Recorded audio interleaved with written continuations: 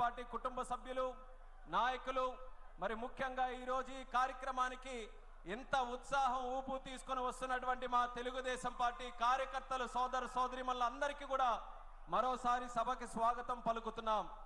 ఇప్పుడే మనం చూసాం, గతంలో కూడా ఎన్నో మహానాడులు చూసాం. గత 40 సంవత్సరాలుగా ఏ మహానాడు జరిగినా అధికారం ఉన్నా ప్రతిపక్షంలో ఉన్నా సరే వాటిని లెక్క చేయకుండా పిలిచిందే తరువా అన్నట్టుగా ప్రతి ఒక్క కార్యకర్త పసుపు చొక్కా వేసుకుంటూ ఈ యొక్క మహానాడు కార్యక్రమం విజయవంతం చేయడానికి తరతరాలుగా కుటుంబాల వరకు కూడా తెలుగుదేశం పార్టీ వెంట నిలబడి ఈ యొక్క కార్యక్రమాన్ని విజయవంతం చేసినటువంటి ప్రతి ఒక్క కుటుంబానికి ఆ కార్యకర్తకి ఆ స్ఫూర్తికి మరొకసారి వేదిక ద్వారా నమస్కారాలు తెలియజేసుకుంటున్నాం.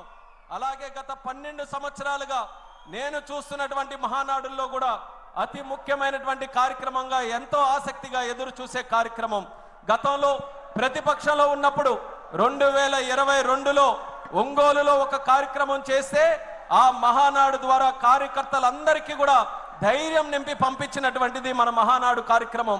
2023లో రాజమండ్రిలో మనం మహానాడు కార్యక్రమం పెడితే యుద్ధానికి మేమందరం కూడా సంసిద్ధంగా ఉన్నామని నినాదంతో ముందుకెళ్లినటువంటిది రాజమండ్రిలో మహానాడు కార్యక్రమం. ఆ స్ఫూర్తితో కార్యకర్తలు నాయకులు పార్టీ అందరూ కూడా కష్టపడి ప్రజలతో మమేకమై దేశ చరిత్రలోనే ఎన్నడూ లేని విధంగా 94% స్ట్రైక్ రేట్ తో ప్రభుత్వాన్ని ఎస్టాబ్లిష్ చేసినటువంటి ఏకైక రాష్ట్రం మన ఆంధ్రప్రదేశ్ రాష్ట్రంగా కీర్తించబడినటువంటి మన కార్యకర్తల తాలూకా సహకారం మరొకసారి గుర్తు చేస్తున్నాను. కడపలో మొట్టమొదటి మహానాడుగా కడప గడపకు పసుపు తోరణం కట్టి ఈ రోజు ఎంతో వైభవంగా ఈ యొక్క కార్యక్రమాన్ని ముందుకు నడిపిస్తున్నాం.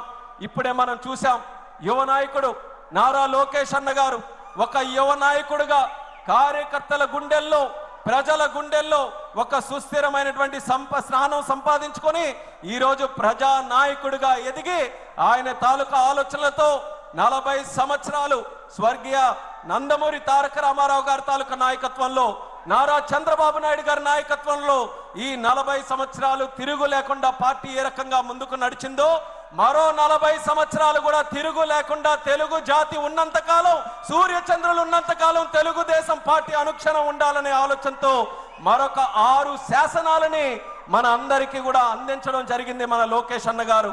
ఆ యొక్క శాసనాలని తీర్మాన రూపంలో ప్రవేశపెట్టి ప్రతి ఒక్క కార్యకర్తకి కూడా ఒక దశ నిర్దేశం చేసే విధంగా ఈ యొక్క మహానాడులో ఈ 6 తీర్మానాలు కూడా ముందుకు నడిపిస్తున్నాం. అందులో మొట్టమొదటి తీర్మానం కార్యకర్తే అధినేత అన్నటువంటి తీర్మానం.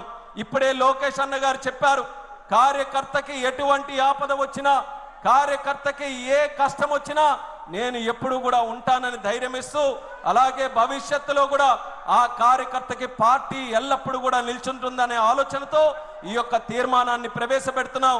ఈ తీర్మానాన్ని ప్రవేశపెట్టవలసిందిగా మన మంత్రివర్యులు యువ నాయకులు కొల్లు రవీంద్ర గారిని మాట్లాడవలసిందిగా కోరుతున్నాం. మన సోదరులందరికీ కూడా ముందుకు వచ్చి స్టేజ్ దగ్గరలో ఉన్న వాళ్ళందరూ కూడా సభ మర్యాదని కాపాడుతూ క్రమశిక్షణతో ప్రతి ఒక్కరు కూడా అందరూ కూడా కూర్చోవలసిందిగా మరొకసారి విన్నపించుకుంటూ సభని మళ్ళీ లంచ్ తర్వాత మళ్ళీ ప్రారంభోత్సవం చేసుకున్నాం. చాలా విజయవంతంగా మొదటి భాగం మనం పూర్తి చేసుకున్నాం. రెండో ఈ భాగం కూడా ఎంతో మంది వక్తలు ఉన్నారు, మంచి మంచి ఆసక్తి అనేటువంటి తీర్మానాలు ప్రవేశపెట్టబోతున్నారు. మీరు కూడా ఉత్సాహంగా ఈ యొక్క కార్యక్రమాన్ని విజయవంతం చేసి క్రమశిక్షణతో నడవాలని మరొకసారి ప్రతి ఒక్కరికి కూడా కోరుకుంటున్నాను. అందరికీ నమస్కారం. కార్యకర్తే అధినేత అతి ముఖ్యమైనటువంటి ఈ తీర్మానాన్ని రవి ఒక నిమిషం అందరికీ